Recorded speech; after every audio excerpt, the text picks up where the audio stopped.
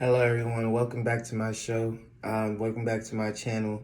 Please make sure you like, comment, and subscribe for more daily motivational content and educational content in regards to building wealth in real estate, stock market investing, and passive income in general, as well as some job training and coaching that I will provide throughout this channel, and much, much more that I may be at a loss of words for today. So today I wanted to talk about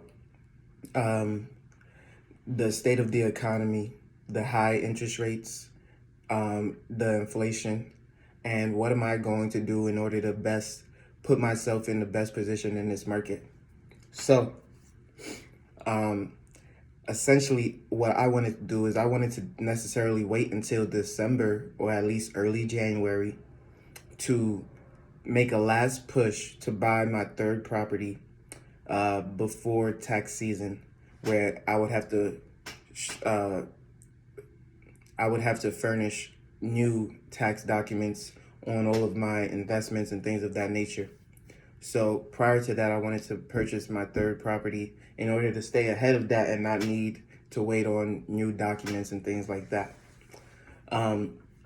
Because more sellers will be keen to the state of the economy, and they'll be dropping their prices accordingly in order to reflect the new rate of inflation. However, instead of me waiting until January or so, I now want to make a push starting today, where after I'm done with this video, what I'm going to do is I'm going to text buyers agents the price that I'm willing to purchase their property at, and I'm using an interest rate that is much higher than the interest rate right now currently. So the interest rate that I'm basing my evaluations off of is an 8% rate. And this is going to allow me to have a cushion in terms of the amount that the property is valued at versus what I buy it for. And it's also going to give me instant equity in the home. The goal that I have personally is that when rates do go down, I will be able to refinance this home still to the same 30-year or so mortgage within the next 2 to 5 years. And the rate that it goes down is going to allow me to have a higher cash flow on the property. However, I do still intend to probably pay the same amount that I've been paying towards the mortgage once I do get the rate down, which is going to allow me to pay off the property much faster, because again, that is my strategy, is not to hold a whole bunch of payments just because the rates are lower than maybe the rate of inflation or something like that. No, my strategy is to pay off these homes eventually and continue to buy real estate with debt until I probably don't have to buy real estate with debt at all, right? And then eventually move into commercial spaces. So what I'm going to do after this is I'm going to reach out to sellers agents who have properties in pristine condition or close to pristine condition. I do not buy fix and flips. I do not buy rehab properties. I have looked at some that I was interested in. However, they were not able to negotiate to a price that I was willing to purchase my first rehab in, right? And so if they're not going to adhere to my demands that I'm looking for as an investor, then I am simply not going to purchase the product, and I am going to go elsewhere to where I can get a return that is more suitable for me. In this environment, we are still looking for the best deal for ourselves, and that may mean that we're going to get a whole lot of no's, but in return, when you do land a deal that is right for you, what is going to happen is you're going to maximize the potential out of that deal. You're going to maximize the potential out of your money. You're going to maximize the potential for you to earn more, and you're going to maximize the upside of the deal rather than increasing the risk. You're lowering your risk, because again, it all depends on your risk tolerance as well. I know people with a higher risk tolerance than me that is willing to do a lot more and take on a lot more in terms of debt, in terms of a lesser payment, in terms of a lesser down payment on the property, in terms of less cash reserves, in terms of all these things, right? But what I am here to do is I'm teaching people, although I am not your financial advisor, I'm teaching people how to manage their own risk to, well, at least my own risk is what I'm giving to the public. So I'm someone who likes to keep at least a 10% cash reserve depending on each property value. So if my property is worth 300,000, I want 30,000 in cash reserves. If a property is worth 200,000, I want 20,000 in cash reserves. If I buy another property for 500,000, I want 50,000 in cash reserves. So in total, I'm gonna have $90,000 to $100,000 in cash reserves just for those 3 properties. So when something hits the fan, if I don't get a tenant to pay me on time, or if a roof leaks, or if something completely crazy happens, I know I have the money set aside to handle those things. That's aside from my stock market investing, that's aside from any other venture that I enter, and that may even be aside from my emergency fund. So my emergency fund is typically my personal expenses, which is very minimal as well, as I live in one of the 3 properties that I'm house hacking. One of the 2 properties, that I'm house hacking, looking for my 3rd. And because of that, when I know that the people who live with me are going to pay me, right, then I only have to worry about the property that I don't live in, and that tenant who has technically been a long-term tenant continues to pay me. And so as I look for this new deal, what I'm going to do is I'm going to research properties that have been on the market for longer than at least 60 days. And then I'm going to look at the multi-family space because that's where I'm trying to get into. I bought 2 single-family homes, and now I want to diversify into multi-family. With that being my first experience, I know that the interest rate is going to already be higher, and that's why I'm evaluating it at an 8% rate, which is a lot higher than what I was quoted just 2 months ago, which is perfectly fine. We're going to lower the numbers and the evaluations for the state of the market as it is now. And if the property value goes lower, that's fine by me. However, when inflation goes down, when we get a change in presidency, when there's a whole bunch of things that is going to happen that's going to affect the market, to where I know interest rates are probably going to go to 5 or 4% in the next 6 to 7 years.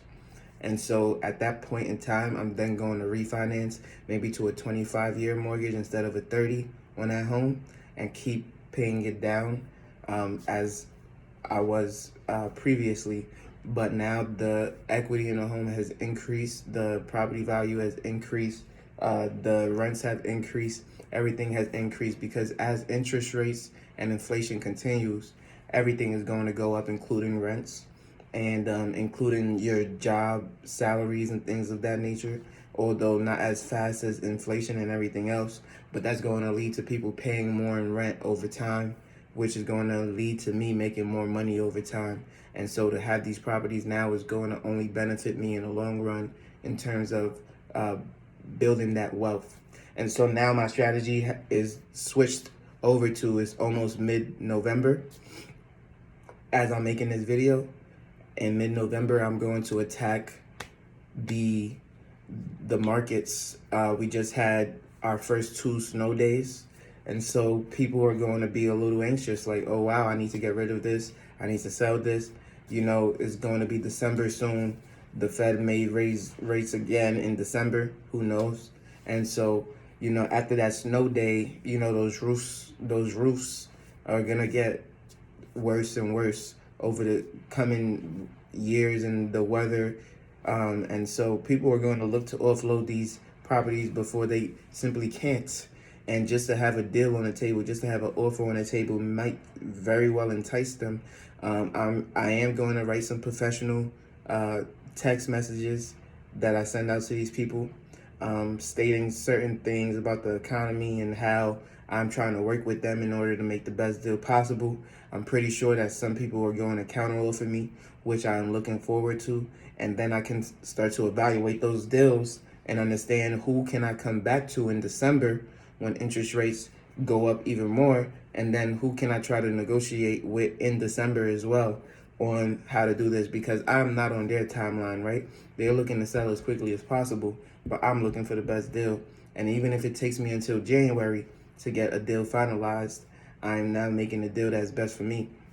So when people say, "Oh yeah, this is not the time to buy," when people are saying interest rates are so high, mortgage rates are so high, it's not the time to buy. Well, it's not the time to buy for them because they are not doing the work in order to get a deal that is a home run, right? If you can buy a house for $5,000 today, wouldn't you take it? Of course you would.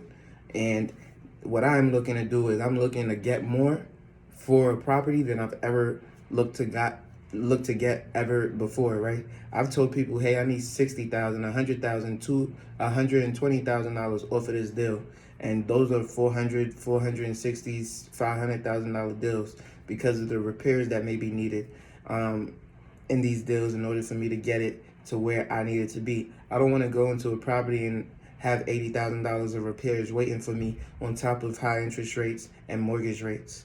That's not the type of property that I want to hop into. I want to hop into a property that's ready to go, that's at a decent price point, that is going to cash flow at least $400 a month, and that is going to give me something of value that is from day one.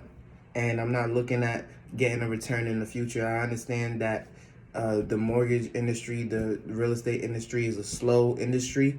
However, I'm looking to grow as fast as possible without overstepping. And that means we got to negotiate at a level that others are not willing to negotiate at. I need to get a deal that others aren't willing to negotiate for.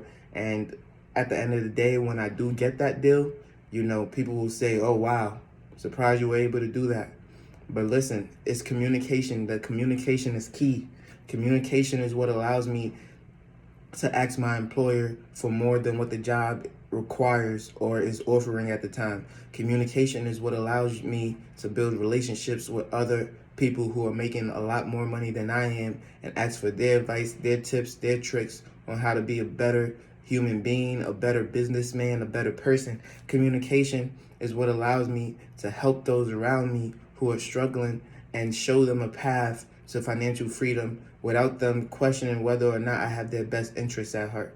Communication is what allows me to be in rooms with groups of people who understand that I am there not only to soak in knowledge from them, but to give that knowledge freely and lovingly and caringly, right? And so when I talk to these buyers as well, I'm not looking to dupe them. I'm looking to help them in their situation as well to get rid of a property that they may not want, but adds a lot of value to me. And they may see this as a gem property that everybody should want, but in this state of the economy, the demand is low. And listen, I'm here to give you something of value. I'm here to give you some money. I'm here to give you an offer. And if you're willing to accept that, if you're willing to take that, then we can both do something. To somebody else, $300,000 is better than zero, and they'll be able to use that $300,000 to maybe invest in the stock market, maybe invest in whatever they want to do, right? But for me, their property, although it may be worth $350, if I'm asking $300K, it's your job to say whether or not that's for you, right? There's never any duping of anything when we're both knowledgeable people and we're going about a conversation in which a deal is being made. You have this the product. I want the product in order to deliver a service to renters, and in order to do that, we need to come to an agreement. And this allows me to not raise rents every so often as well. This allows me to help those who are probably less fortunate and can't afford an increase in rent every single year, and is able to, explain that to me in a decent manner to where I am understanding and accepting of that, right? Because I understand the economy and I understand that some people may not be able to afford those increases, and I'm there to provide housing not at an extreme discount, but at a decent discount if necessary. And so with all of that being said, we're not looking to do people here. We're looking to make the best business decisions for ourselves, and hopefully that aligns with the sellers on the other end. And so this is what I'm looking to do moving forward, whether it be November, December, or January when we close on the deal. I will also update you on that so that you can have some information regarding that. If I don't find a deal, because that's also very likely that everybody is just, has their head in the gutters and they don't want to adhere to the times that we're in, then guess what? If the numbers don't work for me, I simply won't do it. I am not an out-of-state investor at this time. I'm pretty sure I'll be able to find a deal for sure if I invested in other areas such as Las Vegas or Arizona, which prices are declining rapidly. However, I'm sticking to the Columbus, Ohio market. And I'm going to look at whatever I can get within that market. And if the answer is that I can't get anything in the Columbus, Ohio market at this time, then that's my answer. And we'll have an update on that either in December or January. So after I go ahead and reach out to all of these people, we'll see what comes back to me. So if you like this video, like, comment, subscribe again for more daily motivational and financial news and topics that we can discuss. Comment down below what you would like to hear more of, and I'll see you on the next one. Peace.